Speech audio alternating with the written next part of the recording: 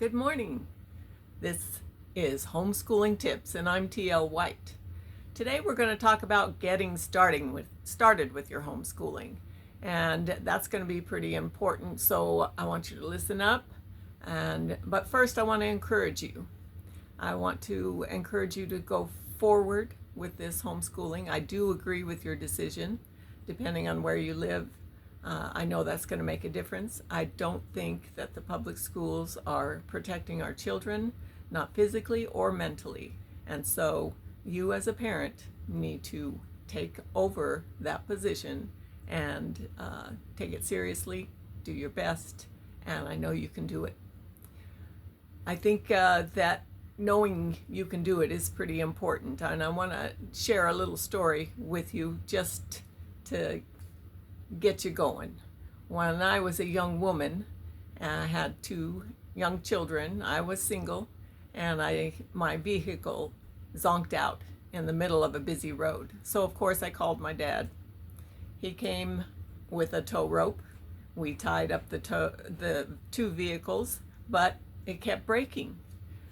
I'm sure it was my fault, pushing the brake at the wrong time or whatever, but at the time, it was just very frustrating. So I said, "Dad, do you know what you're doing?" And he looked at me in shock and disbelief, and he looked me straight in the eye and he said, "I can do anything."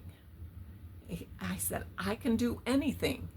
And that resonated with me all of my life. Here I am, 67, still saying it.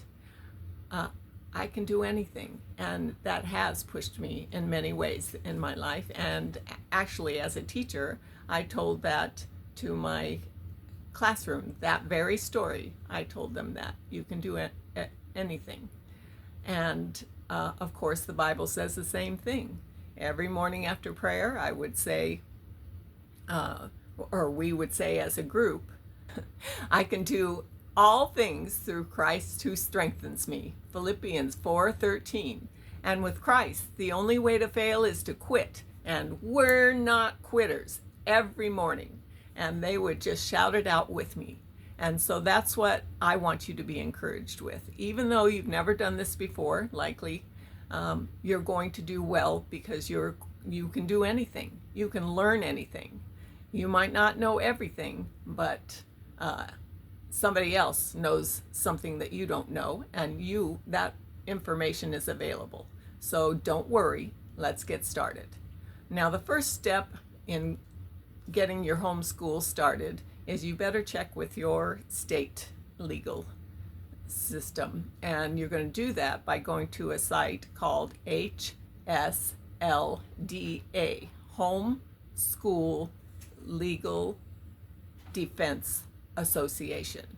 I'll leave the link below, so it'll be no problem. Once you get on there, they're going to have just a brief synopsis of what your state requires with a yes this and a yes no, or a no that.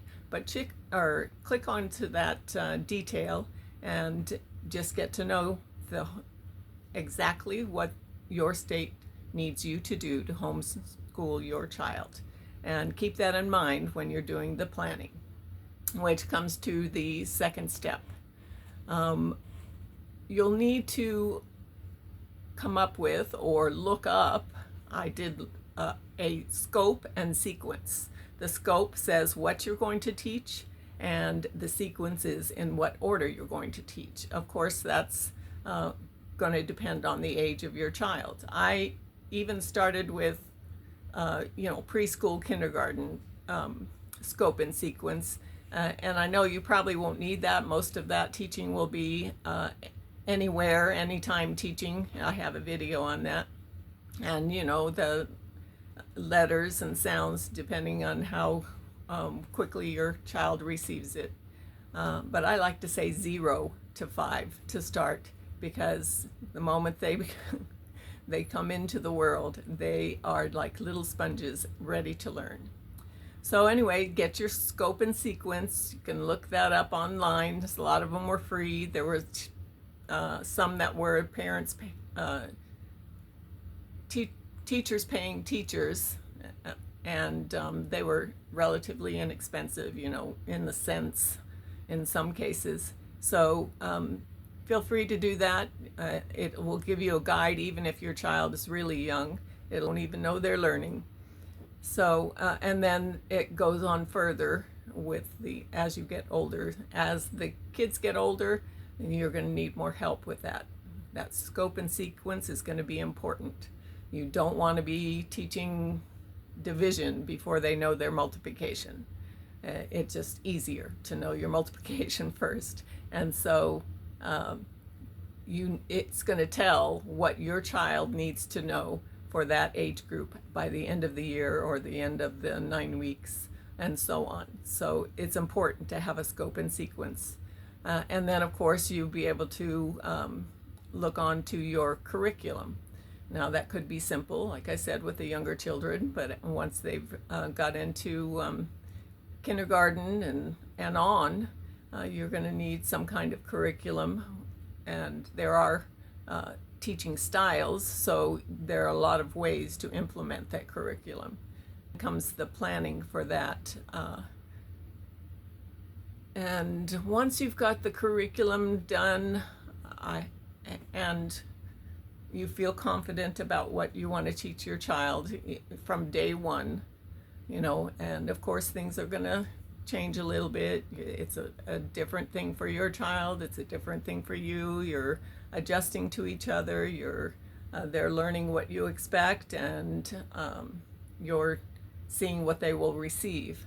So may not be something that you're going to stick to right off the bat, but it's going to be important. So you're going to keep challenging them. You're going to keep letting them know that you love them and you care about them. And anytime teaching, anywhere teaching, watch the video.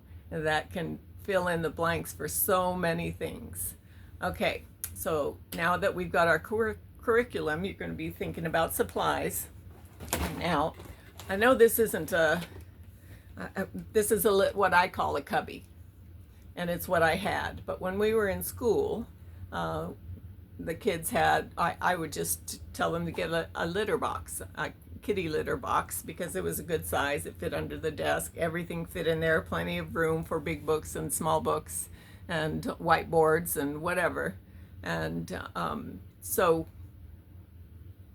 that you can just set it off to the side. When they're done at the end of the day, everything goes into the cubby and you pull it out the next day ready. You're gonna maybe need something to write what the scheduled plan is for that day, what you expect them to complete, maybe a board like this, or the carry around portable boards, or even one of the smaller boards that you'll be using for teaching likely every day. So you can put each subject and what will be required for that day and the fun stuff you're going to do, and I'll get into more detail for the age groups on some of my other videos. But once you've got all this put together, you're ready to start. Watch some more of my videos. Be confident. It's going to happen. You're going to do a great job. And and don't forget to check out my book, Lorelei and Kelly. It's an early reader chapter book. It's fun. It's Christian, and it teaches. So you all have a great day. Look out for my other videos, and don't forget the links below.